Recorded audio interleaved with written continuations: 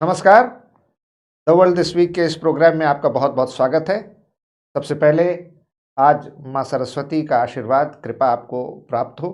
बसंत पंचमी की बहुत बहुत शुभकामनाएं और साथ ही पराक्रम दिवस, जी हाँ, हमारे नेताजी सुभाष चंद्र बोस, उनका जन्म दिवस है, तो उस पराक्रम दिवस की भी बहुत बहुत शुभकामनाएं।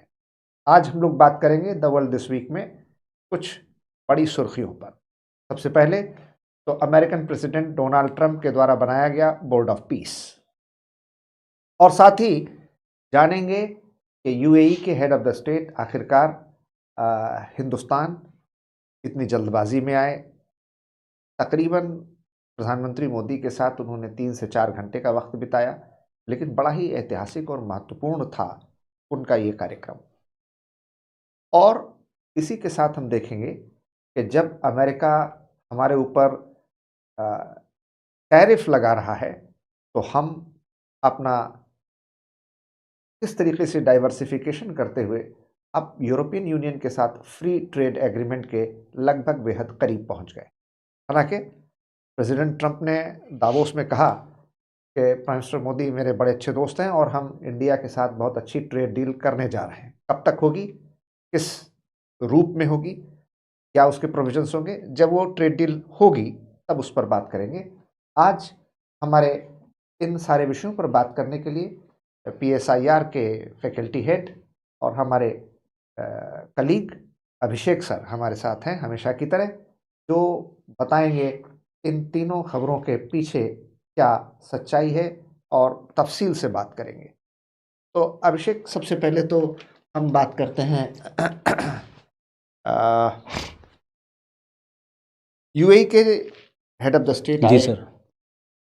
और पहले से जैसा कि आधिकारिक तौर पर कार्यक्रम तय नहीं था और ये अचानक से ये उनकी विजिट हुई और बहुत कम देर रहे भी, लेकिन बड़े ऐतिहासिक फैसले हुए। स्ट्रेटेजिक पार्टनरशिप की भी बात हुई, कई लेटर ऑफ इंटेंट साइन हुए। तो क्या ये पूरा विजिट आप किस तरीके से आप उसको देखते हैं? सर, विजिट तो बहुत शॉर्ट रही, 3 घंटे की ही विजिट थी उनकी भारत की, लेकिन हमारे प्राइम मिनिस्टर साहब खुद उनको रिसीव करने गए और उन्होंने तुरंत अपने सोशल मीडिया अकाउंट पे इसको पोस्ट भी किया कि मैं अपने भाई को रिसीव कर रहा हूँ। ओवरऑल अगर इसको देखा जाए, इसका एनालिसिस किया जाए, तो ये जो कुछ भी मिडिल ईस्ट में हो रहा है सर, और उसके बीच में जो एक न्यूज आई कि इमरजेंस ऑफ इस्लामिक नाटो और सऊदी अरेबिया और यूएई के बीच जो रिफ्ट आ रहा है, कई इश्यूज हैं जिसमें सऊदी और यूएई के बीच में रिफ्ट है, जिसमें सबसे लेटेस्ट जो इंसिडेंट रहा वो सऊदी अरेबिया का यमन पर हमला था लास्ट ईयर दिसंबर में। तो सऊदी और यूएई के बीच में जो खाई अब बढ़ रही है धीरे धीरे, उसमें हम देखते हैं कि सऊदी पाकिस्तान की तरफ बढ़ गया और इस्लामिक नाटो का एक कॉन्सेप्ट वहां से निकल के आ रहा, जिसमें टर्की ने भी अपना इंटरेस्ट शो किया है। तो सऊदी को काउंटर करने के लिए यूएई को भी एक रिलायबल पार्टनर चाहिए। सऊदी को पाकिस्तान मिला क्योंकि पाकिस्तान के पास न्यूक्लियर वेपन है, तो यूएई को भी कोई ऐसा चाहिए जिसके पास न्यूक्लियर वेपन हो। जाहिर सी बात है, तभी तो बैलेंस ऑफ पावर होगा। तो शक्ति को संतुलित करने के लिए यूएई के राष्ट्रपति मोहम्मद बिन जायद अल नाहयान वो तुरंत भारत की तरफ आए और 3 घंटा रहे, लेकिन उसमें उन्होंने 12 से 13 लेटर ऑफ इंटेंट मतलब एग्रीमेंट साइन किए, जल्दी जल्दी साइन हुआ, जिसमें अगर सबसे इंपॉर्टेंट देखा जाए तो एक डिफेंस वाला है सर, स्ट्रैटेजिक, हाँ, डिफेंस स्ट्रैटेजिक पार्टनर। और यहाँ ब्रह्मोस को लेकर के बात हुई है। यूएई को भारत से ब्रह्मोस चाहिए, जिस तरीके से मिडिल ईस्ट के हालात हैं, ईरान में जो कुछ चल रहा है उसको देखते हुए, और सऊदी जिस तरीके से अपने आप को मिलिट्रली बढ़ा रहा है, क्योंकि अभी सऊदी और पाकिस्तान का सर JF-17 फाइटर जेट को लेके भी एग्रीमेंट हुआ था। तो इस वजह से यूएई के हेड आपको देखते हैं, मतलब भारत का उन्होंने दौरा किया। सऊदी अरब के साथ तो पाकिस्तान की जो पार्टनरशिप हुई है डिफेंस डील, उसमें तो ये है कि अगर दोनों पे किसी देश पर हमला होता है, हाँ, वही नाटो जैसा प्रिंसिपल। टर्की ने अभी इसमें इंटरेस्ट दिखा दिया कि हम भी इस्लामिक नाटो में बनना चाहते हैं मेंबर। पाकिस्तान जो है वो धर्म के नाम पर सारे मुस्लिम कंट्रीज को एक करना चाहता है। ऑपरेशन सिंदूर के बाद से ये जो मुनीर डॉक्ट्रिन है, इसने इस पर बहुत जबरदस्त काम किया है कि मुस्लिम ब्रदरहुड को हम प्रमोट करें। और वो तो कहते हैं साफ साफ, पाकिस्तान कहता है मेरा जो न्यूक्लियर वेपन है, मेरा न्यूक्लियर बॉम्ब जो है वो इस्लामिक बॉम्ब है। मेरे सारे मुस्लिम भाइयों के लिए मेरा बम अवेलेबल है, जिसको चाहिए वो हमसे ले जाए। तो इस वजह से जो मिडिल ईस्ट का हालात है उसको देखते हुए यूएई के राष्ट्रपति आपको भारत मिलेंगे। ट्रेड को लेकर के भी डील साइन हुई, हालांकि इंडिया और यूएई के बीच में फ्री ट्रेड एग्रीमेंट 2022 में हुआ था। इसमें अब जो आए तो इसमें वही चीज को फिर से रिपीट किया गया है और इसमें कहा गया कि 2032 तक $200 बिलियन का हम लोग ट्रेड अचीव करेंगे। तो ओवरऑल छोटा था लेकिन बहुत कंसोलिडेट विजिट रही है। ठीक कहते हैं। अभी प्रेसिडेंट डोनाल्ड ट्रंप ने बोर्ड ऑफ पीस का गठन कर दिया है और उसमें इंडिया, रशिया, चाइना ये एब्सटेन रहे। जी जी जी हाँ, लेकिन पाकिस्तान उसमें पाकिस्तान चला गया। बताइए, तो ये बोर्ड ऑफ पीस एक तो पूरा वर्ल्ड ऑर्डर चेंज करने की बात हो रहा है, जो कि सिर्फ और सिर्फ गाजा के लिए था। हाँ, लेकिन अब वो conflict all around the world और यूएन को जैसे एक तरीके से साइडलाइन करने की बात है। और वहां पर सारे जो मेंबर कंट्रीज हैं इस बोर्ड ऑफ पीस में, जी जी, वो प्रेसिडेंट ट्रंप के इनविटेशन पर आते हैं, जहां उनका अपना कोई से नहीं है, कुछ नहीं, उनका कोई रोल नहीं है और हमेशा अमेरिकन प्रेसिडेंट के हेडशिप में ही उनको काम करना है। तो ये बोर्ड ऑफ पीस को आप किस तरीके से देखते हैं और भारत आपको लगता है क्यों उसमें शामिल नहीं हुआ? पहले शुरुआत करते हैं, भारत क्यों नहीं शामिल हुआ सर। भारत कैसे शामिल होगा? भारत ने हमेशा यूएन के प्रिंसिपल्स को सपोर्ट किया है। यूएन बना क्यों था? यूएन बना था सेकेंड वर्ल्ड वॉर के बाद कि अब इंटरनेशनल लेवल पर कोई थर्ड वर्ल्ड वॉर ना हो पाए, जो ग्लोबल इश्यूज हैं उसको हम मिलकर सॉल्व करें। अब ट्रंप कह रहे हैं कि हम अपना एक अलग बोर्ड बना रहे हैं जिसमें हम खुद ही उसके लाइफ टाइम चेयरमैन रहेंगे, प्रेसिडेंट रहेंगे और सारे लोग उसकी मेंबरशिप ले लें और मेंबरशिप की फीस है $1 बिलियन। हम क्यों दे $1 बिलियन भाई? और यूएन को हम क्यों चाहेंगे कि यूएन जो है वो डिसॉल्व हो जाए एकदम पूरी तरीके से? पाकिस्तान कहां से देगा? पाकिस्तान कहां से देगा? कि उसकी तो माली हालत बहुत खराब है। नहीं तो पाकिस्तान ट्रंप से कहेगा कि आप हमको $1 बिलियन उधार दे दीजिए, हम यहाँ दे दें, आप हमें एड दे दीजिए, हम इधर दे दें, फिर हम लोग निपट लेंगे। और आप ऐसा करिए, आप बलूचिस्तान में आ जाइए, ट्रंप से वो कह देगा आप बलूचिस्तान में जाइए।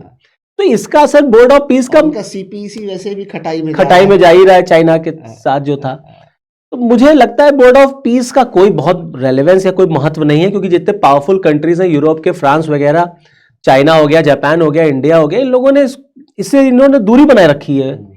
अब आप देखिए बोर्ड ऑफ पीस में रशिया को भी इन्विटेशन गया था, आओ पीस स्टैब्लिश करे, जो खुद ही जंग लड़ रहा है। और पाकिस्तान को बुला लिया, पाकिस्तान ने ज्वाइन भी कर दिया, जो सबसे बड़ा स्पॉन्सर है आतंकवाद का। तो जो एपिसेंटर है आतंकवाद का, वो कहता है कि हम आतंकवाद के खिलाफ लड़ेंगे। बताइए, और गाजा को चलो मिलकर के स्टैब्लिश कर दे, तो क्या इसका रेलेवेंस है? तो भारत कैसे ऐसे किसी ग्रुप में जा सकता है जिसका कोई भविष्य नहीं है?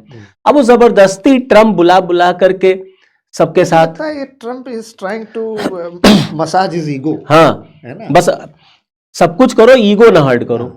और जितने कंट्रीज थे सर उसमें, जो बोर्ड ऑफ पीस कल साइन हो रहा था, टर्की से लेके, मोरक्को से लेके, अजरबैजान से लेकर के, पाकिस्तान से लेकर के, यूएई, सऊदी, ये सब ट्रंप के इशारों पर नाचने वाले हैं। इनको लगता है अमेरिका के अम्ब्रेला में रहेंगे तो हम सेफ रहेंगे। इनका, जैसे आपने कहा ना, इनका कोई अपना से नहीं है, ये अलग से कोई स्टैंड नहीं ले सकते। चाइना ने अब एब्सटेन ही कर लिया था, इंडिया गया ही नहीं, इंडिया का तो खैर है ही नहीं कि हम ऐसे में जाएंगे। जापान भी बाहर हो गया, रशिया भी नहीं है, तो फायदा क्या है इसका?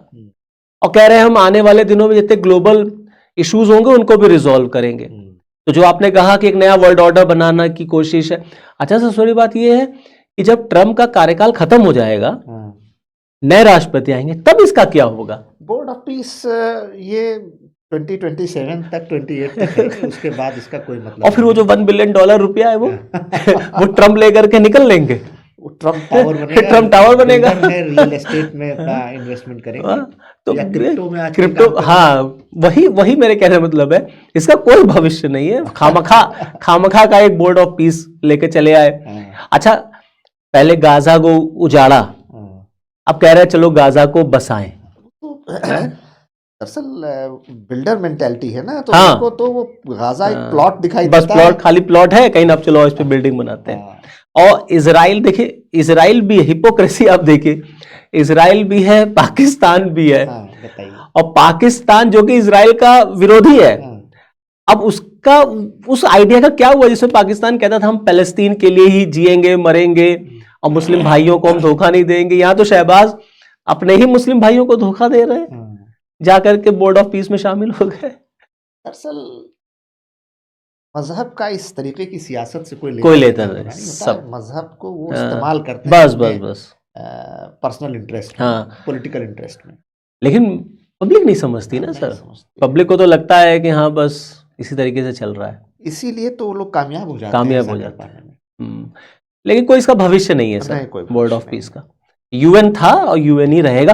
लेकिन सर यूएन को स्ट्रेंथन जी हाँ उसमें जो स्ट्रक्चरल फंक्शनल चेंजेस लाने चाहिए उसकी कोशिश नहीं हो रही है, नहीं हो रही। तो यूएन में अमेरिका चाहता नहीं, ट्रम्प चाहते नहीं। ट्रम्प कहते हैं यूएन को मैं सबसे ज्यादा फंड देता हूं तो UN should always follow me. ऐसा कैसे होगा? जबकि यूएन को एक वर्ल्ड गवर्नमेंट के रूप में एस्टेब्लिश करना चाहिए, ग्लोबल गवर्नेंस किया ही गया था। और इसीलिए आप देखिए 66 ऑर्गेनाइजेशन से अमेरिका अपने आप को बाहर निकाल लिया। उसमें कई यूएन बेस्ड ऑर्गेनाइजेशंस भी हैं सर। तो अमेरिका अब वहां पर ज्यादा फंड देना नहीं चाहता, चैरिटी करना नहीं चाहता, तो अमेरिका को लगता है चलो अपना ही एक मतलब मुझे ये नहीं समझ में आ रहा है सर, ये जैसे लग रहा है कि मतलब बोर्ड ऑफ पीस खिलौना हुआ है। दरअसल इसीलिए तो डोनाल्ड ट्रंप जिस तरीके से अपने सेकेंड टर्म में काम कर रहे हैं, हाँ, और जिस तरीके से पूरी वर्ल्ड ऑर्डर को वो चेंज नहीं कर रहे हैं, वो झकझोर मतलब ये क्या चल रहा है। सुबह सो के उठे ना चलो आज ये बिल्डिंग बनाते हैं, आज चलो आज ये ग्रीनलैंड ले लेंगे, कनाडा को शामिल कर लेंगे, और वो एआई जनरेटेड एक इमेज उन्होंने मैप की दिखा दी कि वेनेजुएला भी अमेरिका का हिस्सा, कनाडा भी हमारा है, ग्रीनलैंड भी हमारा है। तो ये तो डनरो डॉक्ट्रिन जो चल रही है, हाँ बस उसी तरीके की डनरो डॉक्ट्रिन, वही उसी पे वो काम कर रहे हैं। अच्छा, और पूरी दुनिया को वो अपने इशारों पर नचाना चाह रहे हैं, तो ऐसे कैसे काम चलेगा? तो उनको भगवान सद्बुद्धि दे, यही हम लोग प्रार्थना कर सकते हैं। मेंटल ट्रम्प बसंत पंचमी मां सरस्वती की कृपा बनी रहे, सद्बुद्धि आए उन्हें, और भारत ही उनको सिखा ही सकता है। भारत तभी तुम लोग विश्व गुरु हाँ, पूरी दुनिया को भारत ही सिखा सकता है, भारत से ही दुनिया को सीखना भी चाहिए। ठीक कह रहे हैं। अच्छा, एक अमेरिका के लगातार भारत पर जो ताबड़तोड़ जी टैरिफ अटैक किया गया जी, उसका एक बेहतरीन या यूं कह लें एक ब्लेसिंग इन डिस्गाइज है कि पूरा यूरोपियन यूनियन के साथ एक डील होने जा रही है, ट्रेड डील ऑलमोस्ट डन है। तो इसको आप किस तरह से देखते हैं, इस फ्री ट्रेड एग्रीमेंट को? इससे क्या क्या फायदे होंगे हमें, और यूरोपियन यूनियन क्यों इतना इच्छुक है इस डील के लिए? इस डील को तो सर एक एडजेक्टिव दिया गया है, मदर ऑफ ऑल डील्स। क्यों क्या है, दरअसल यूरोपियन यूनियन भी परेशान हो गया है। पूरा यूरोप कॉन्टिनेंट जो है वो परेशान है अमेरिका से। जब से ये ग्रीनलैंड वाला इशू इन्होंने उठाया, आप देखिए 7-8 यूरोपीय कंट्रीज ने अपनी फोर्स भेज दी। डेनमार्क से लेके, फ्रांस से लेके, ब्रिटेन से लेके, जर्मनी से लेके, सब इनसे परेशान है। सबके ऊपर इन्होंने टैरिफ लगा रखा है, इंडिया पर भी टैरिफ लगा रखा है।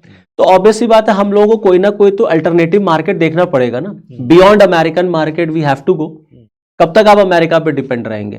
सही बात है। तो और अमेरिका जीने नहीं दे रहा है, कह रहा है इट्स माई वे और द हाईवे, मेरे साथ चलो नहीं तो मिट जाओ। नहीं, तो सीधे सीधे धमकी देते हैं कि मैं फोर्स का इस्तेमाल कर सकता हूं, लेकिन करूंगा नहीं, और अगर कर लूंगा तो कोई रोक नहीं पाएगा। और if America is happy world is happy. ये बुलिंग है, ये क्या है? मतलब अगर अमेरिका खुश तो पूरी दुनिया खुश है। ये कैसे हो रहा है? गब्बर खुश हो गया, गब्बर को खुश करना है, मोगैम्बो खुश हुआ। डोनाल्ड ट्रंप ऐसे ही कुछ कह रहे हैं। हाँ बिल्कुल वैसे ही अंदाजे में उनका तो ऐसे मतलब सर, जब वर्ल्ड इकोनॉमिक फोरम में उनका मैं इंटरव्यू, वो जो एड्रेस था वो सुन रहा था, टोटल उनके एड्रेस में उनका ईगो झलक रहा था कि अमेरिकन सुप्रीमेसी को वो पूरे दुनिया के सामने लग रहा है। इसीलिए आप देखिए सर, जब कनाडा के प्राइम मिनिस्टर ने इस पे स्पीच दी तो उनकी स्पीच बहुत वायरल हो रही, क्योंकि उन्होंने साफ साफ कहा कि what about rule based world order. जो रूल बेस्ड वर्ल्ड ऑर्डर था उसकी तो धज्जियां उड़ रही हैं। सही बात है, अमेरिका उड़ा रहा है और हम लोग देख रहे हैं खाली इस तरीके से। एक उनका स्टेटमेंट बड़ा अच्छा था, if we are not at the table we are in the menu. हाँ, इन द मेन्यू, सही बात है। तो हम लोग बैठ के बातचीत नहीं कर रहे हैं, इसका मतलब उनको खा जाएंगे। तो अब इसी वजह से फिर इंडिया और यूरोपीय यूनियन को ये जो डील की बात है सर, ये कई दशकों से चल रही, 2007 से इसकी बातचीत चल रही थी, बट वो टैरिफ वगैरह के इश्यूज से जो है वो हो नहीं पा रहा था। कोविड जब आया सर, तो एक तो कोविड का इशू, दूसरा उस समय राइज ऑफ प्रोटेक्शनिज्म था, और जो सप्लाई चेन था, जो ये सप्लाई चेन ब्रेक हुआ, डिस्टर्ब हुआ, उसके बाद से इंडिया और यूरोपीय यूनियन के बीच इसको लेकर के तेजी देखी गई, और ट्रम्प के रवैये ने इसको थोड़ी एक रफ्तार दी और बूस्ट कर दिया। इसीलिए इस बार का हमको और यूरोपियन यूनियन दोनों को साथ आकर के काम करना, हमारी एक दूसरे बिल्कुल के लिए है। बिल्कुल। इसीलिए इस बार का जो रिपब्लिक डे होगा वो बहुत खास है। हमारे तो उसमें चीफ गेस्ट भी हैं। चीफ गेस्ट भी हैं, यूरोपीय यूनियन की जो चीफ है उर्सुला वॉन और एंटोनियो कोस्टा नाम है उनका, तो जो लोग आ रहे हैं हमारे देश हैं, क्योंकि उसी के बाद 26 के बाद 27-28 को ही शायद इंडिया ईयू समिट भी है, यूरोपीय यूनियन समिट भी है, तो उसको भी एड्रेस करेंगे। जहां तक आपने पूछा ये इंडिया के लिए और फायदेमंद कैसे यूरोपीय यूनियन के लिए, तो ये विन विन सिचुएशन है फॉर बोथ। बिल्कुल ठीक बात, क्योंकि एक तो टैरिफ कम होने की बात है, प्लस भारत ने अपने इंटरेस्ट से कॉम्प्रोमाइज नहीं किया है, एग्रीकल्चर और डेयरी को हमने इसमें इंक्लूड नहीं किया है। प्लस आप देखिए कि number of European car companies already India में है। लगभग सारे मेजर जायंट्स तो हैं। उनके ऊपर 125% टैरिफ लगता था, अब गवर्नमेंट उसे कम करेगी तो they will get Indian market. Bharat तेजी से बढ़ती हुई अर्थव्यवस्था है इस समय, हम बहुत जल्दी थर्ड लार्जेस्ट बनने वाले हैं। तो यूरोपीय यूनियन की जो कंट्रीज है, 27 देश जो हैं इसमें, वो भारत की इकोनॉमी को यूज कर पाएंगे, हमारे बाजार में इन्वेस्ट करेंगे, उससे उनको भी फायदा होगा। हमें क्या, हमारा कंज्यूमर बेस है, हमें फायदा ये होगा सर कि हमको हमारा भी एक्सपोर्ट बढ़ेगा, हम भी अमेरिका से बाहर निकल के और मार्केट तलाश पाएंगे, हमारे भी प्रोडक्ट्स पे वो टैरिफ कम करेंगे तो हमारा एक्सपोर्ट बढ़ेगा, जॉब अपॉर्चुनिटीज होंगी, हमारा टेक्सटाइल, हमारा गारमेंट्स और ऑटोमोबाइल सेक्टर जो है, ये आप देखेंगे हमें बहुत बढ़ता हुआ नजर आएगा। ज्वेलरी है, फार्मास्यूटिकल्स हैं, फार्मा ये बढ़ता हुआ नजर आएगा, और लेबर इंटेंसिव जो हमारी कंपनीज हैं उसको ये फायदा पहुंचाएगा। बिल्कुल, ये जो डील दोनों में होने जा रही है, तो ये ऑलमोस्ट डन है, और मे भी हो सकता है बस by the end of January या बिगिनिंग ऑफ फरवरी में ये फुल एंड फाइनल कंप्लीट भी हो जाएगी। बिल्कुल ठीक। तो दोनों के देश के लिए ये अच्छा होगा, दोनों के लिए, यूरोपीय यूनियन के लिए भी, इंडिया के लिए भी, और हम एक नई इबारत लिखने जा रहे हैं थर्ड लार्जेस्ट इकोनॉमी बनने में। बिल्कुल सही कह रहे हैं आप। तो आपने देखा इस पर अभिषेक सर ने बहुत ही स्पष्ट विश्लेषण किया।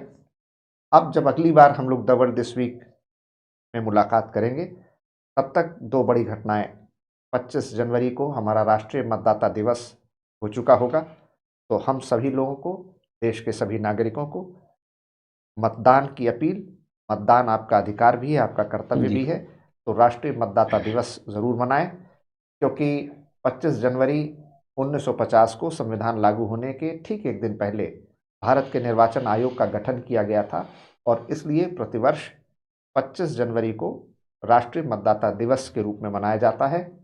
ये 16वां राष्ट्रीय मतदाता दिवस होगा, और उसके बाद 26 जनवरी सुखद आई स्वदेश में, सुख शांति के लिए हो बधाई स्वदेश में। हम सभी लोगों को अपने अपने गणतंत्र दिवस की बहुत बहुत शुभकामनाएं। हमारा गणतंत्र दिवस हमेशा जीवित रहे और ऐसे ही आगे उन्नति के पथ पर बढ़ता रहे। जय हिंद। जय हिंद।